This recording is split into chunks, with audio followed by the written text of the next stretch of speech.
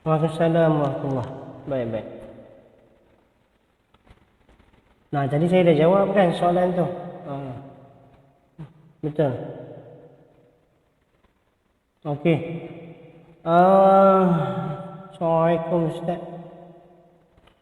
Apakah hukum solat sambil bersandar di tiang atau dinding? Adakah solat tersebut sah? Soalan ni bagus. Baik, berkaitan dengan soalan hukum, siapa ni? Zubaidah, terima kasih tanya. Soalan berkaitan bersandar di tiang atau di masjid, adakah solat tersebut sah? Jadi baik, saya nak jawab soalan ini dulu insya-Allah. Sebenarnya para fuqaha bersepakat akan keharusan solat secara bersandar ni jika ada keperluan. Maknanya kalau sakit berkaitan dengan kesihatan ataupun kemampuan fizikal untuk melaksanakan perintah Allah iaitu solat, di mana sekiranya orang yang berdiri tadi bersandar, dia ni tak mampu melainkan dengan bersandar kepada sesuatu.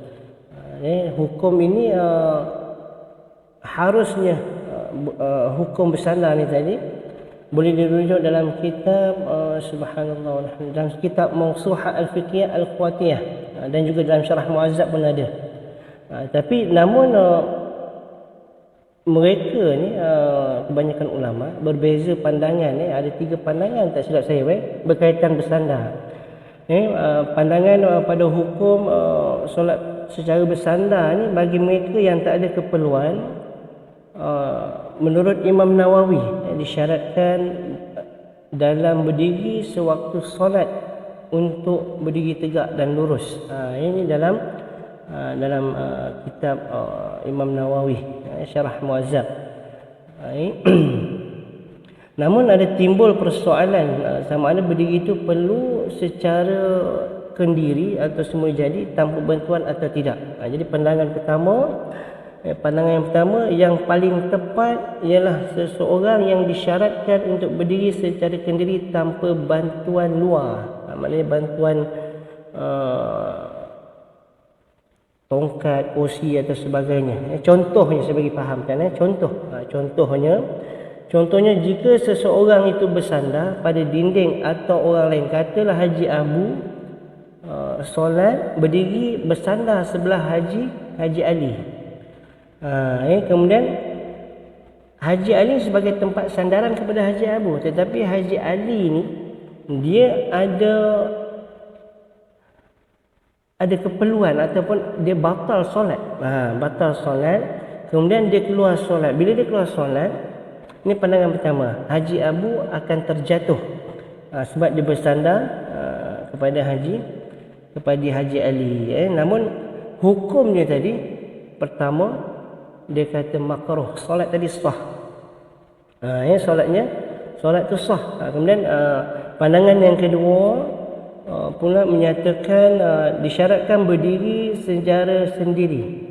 Maknanya boleh mampu berdiri, maka tidak sah solat secara bersandar jika dia mampu berdiri tegak tanpa perlu bersandar. Ini pendapat dan pandangan ni.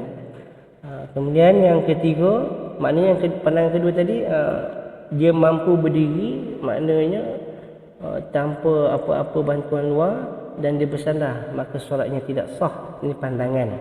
Kemudian pandangan ketiga pula Zuraida, ahli fuqaha menyatakan harus bersandar jika dia mampu berdiri tegak.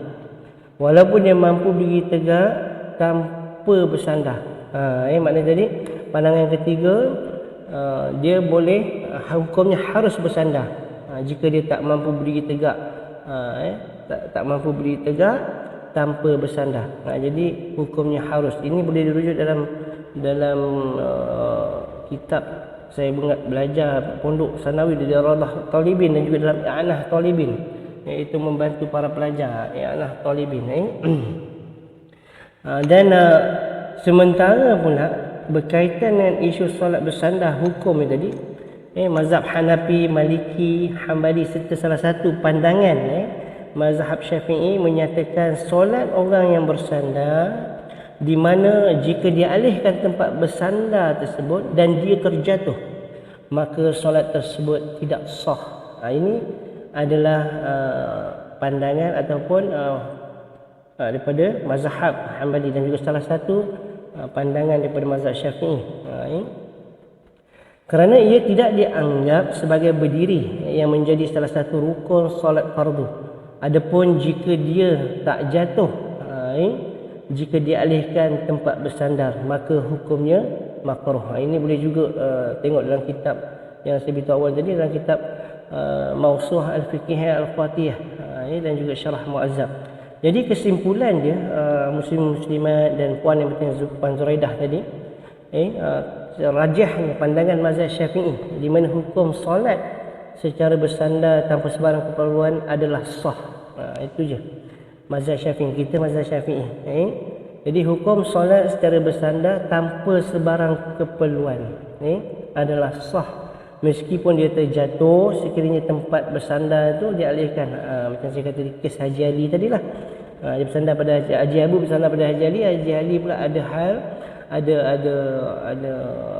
apa, batal solat dan sebagainya, maka Haji Abu terjatuh tapi solatnya sah. Tadi pandangan tadi ada kata makruh. Itu pandangan-pandangan sahaja, pandangan-pandangan fuqaha. Namun demikian, pandangan yang lebih baik bagi seseorang yang mampu solat, ini dalam mazhab Syafi'i, dalam keadaan berdiri tegak untuk mengelakkan bersandar dan mengelakkan perkara-perkara makruh dalam solat. Ini mengambil kira pandangan jumhur ulama yang menghukumkannya sebagai tidak sah. Dan saya suka ingatkan muslimin-muslimat, Puan Zuraidah yang bertanya tadi, perintah Allah Subhanahu Wa Taala ni kita mesti lakukan dengan cara yang terbaik, cara yang terpaling dan sesempurna mungkin. Lebih-lebih lagi solat yang menjadi tiang agama Islam. Kerana firman Allah Subhanahu Wa Taala dalam surah Al-Baqarah ayat 238, surah yang kedua, wa qumu lillahi qanitin. Sadaqallahul azim. Dan berdirilah kerana Allah.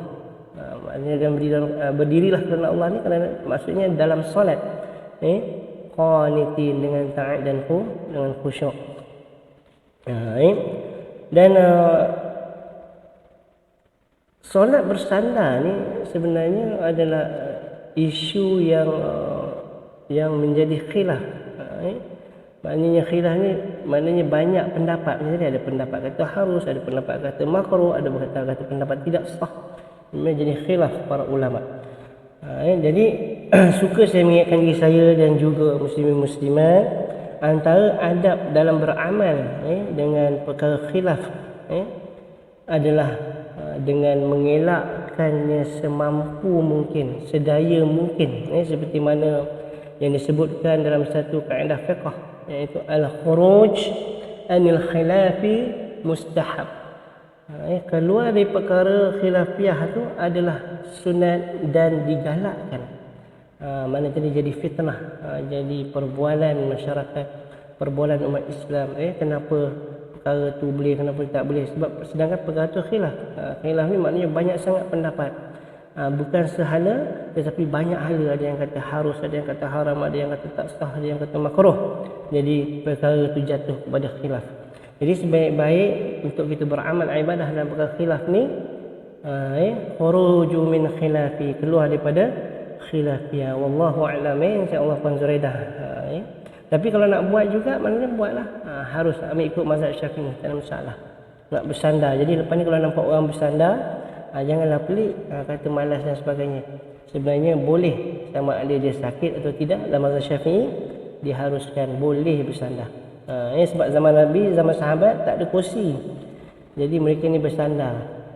Bersandar, duduk dan bersandar, ataupun berdiri sebelah kaki dan bersandar, ataupun memapah kepada sahabat yang sebelah. Jadi wallahu alam, subhanakallahumma wa bihamdika asyhadu an la ilaha illa anta astaghfiruka wa atubu ilaik. Waalaikumsalam warahmatullahi. Ada soalan lagi? Oh, okey. Soalan Ustaz, boleh tak makan tangan kiri? Tangan kiri. InsyaAllah tak masalah makan tangan kiri pakai sudu, tak masalah. Makan tangan kiri ni sunnah. Tangan kanan ni sunnah. Makna aqramul shimal, aqramul yamin, maknanya memuliakan sebelah kanan tu adalah perkara yang baik. Ashabul yamin, ashabul shimal, ada penghuni golongan kanan dan golongan kiri. Maknanya ulama mentafsirkan golongan kanan ni adalah golongan yang baik-baik belaka. Jadi makan kanan tu elok, tapi tidak bermakna tangan kiri tak elok. Tangan kiri ni juga baik, kerana tangan kiri ni memegang Al-Quran.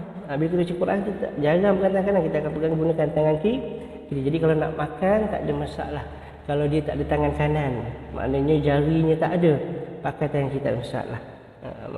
Maka harus. Tapi kalau dia sakit, cedera ataupun sengaja, ataupun tangan dia kotor pun harus juga, tak ada masalah. Tak ada masalah. Tak adalah makanan tu, makan tangan kiri boleh jadi makan tu haram, tidak. InsyaAllah. Baik. Waalaikumsalam warahmatullahi taala wabarakatuh. Baik.